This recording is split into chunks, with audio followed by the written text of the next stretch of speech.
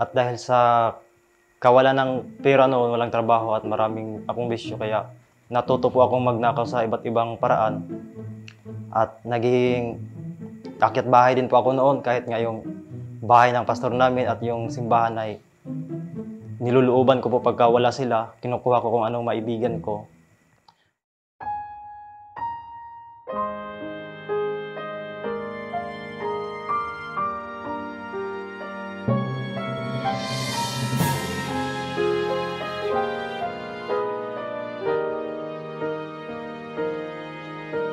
Dati po akong Baptist, pero sa katagalan ko na naging membro doon ay wala namang nabago sa pamumuhay ko kung paano ako gumawa at kumilos.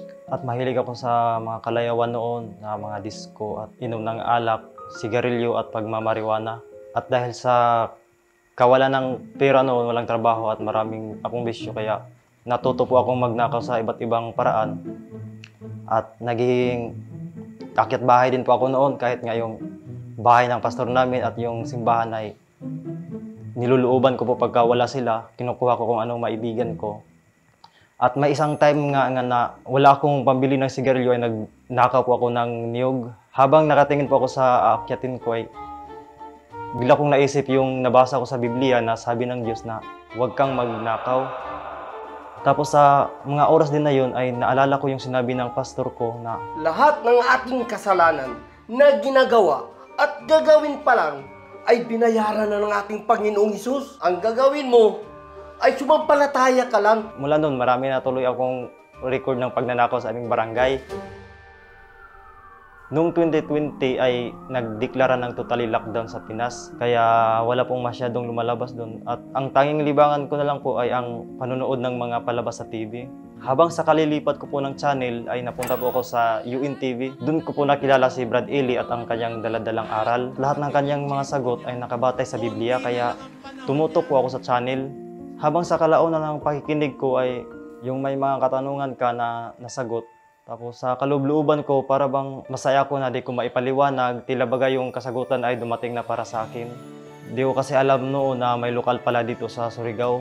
Ang ginagawa ko na lang ay nagjo-join sa mga page sa Facebook at naglalike sa mga page ng Ang Dating Daan. Habang sa kalaunan ay may isang manggagawa na nakapansin po sa akin at tinanong niya ako kung ibig ko raw magpabautismo at maanib sa Iglesia ng Diyos. At natuwa po ako noon. Ang sabi ko po ay, opo, gusto ko po. Kaya inirefer niya ako dito sa lokal ng Surigao. At awat tulong ng Diyos ay nadoktrinahan po ako. At naanib ako noong April 30, 2021. Sa sarili ko, naramdaman ko po ay nagagalak po ako pagka nakikinig ako at excited po ako na matuto pa ng marami. Nung naanib po ako ay itinigil ko na po yung trabaho ko, yung gaya ng pagiging tattoo artist at yung mga dating kong gawa na pagnanakaw ay tinigil ko na rin po. Nung maanib po ako ay nakatanggap po ako ng mga pangungutya sa aking mga kaibigan ko. Jiro, mga pastor! Oh, Sandali lang. sana! Saan ka punta? Saan punta ngayon? Nakalungos din pa pare. Yung nanakawin mo yung abuloy nila. Bigyan mo kami ha? Hatian mo kami ha? Dito mo na ako ha? Hatian mo kami pre. Sa bahay ko naman po ay wala namang problema. Nakita nila yun dahil sa itinigil ko na po yung bisyo ko.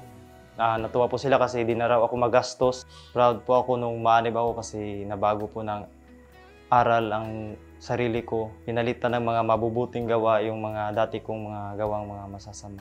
Pipiliin ko pa yun ng MCGI kasi dahil sa aral na sinampalatayanan ko.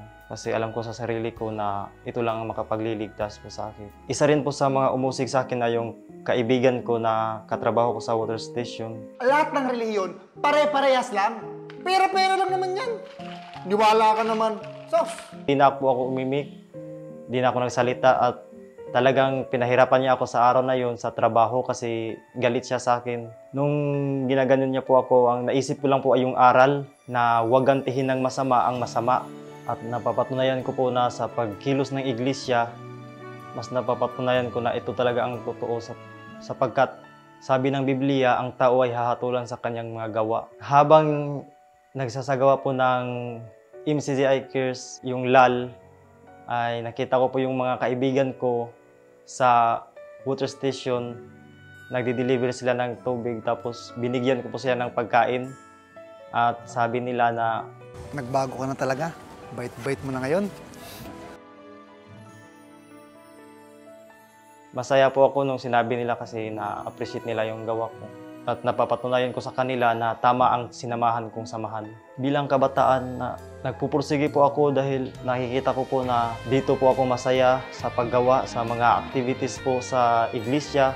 Ako po si kapatid na Jerome Pulius at ito po ang storya ng aking pananampalataya. Salamat po sa Diyos.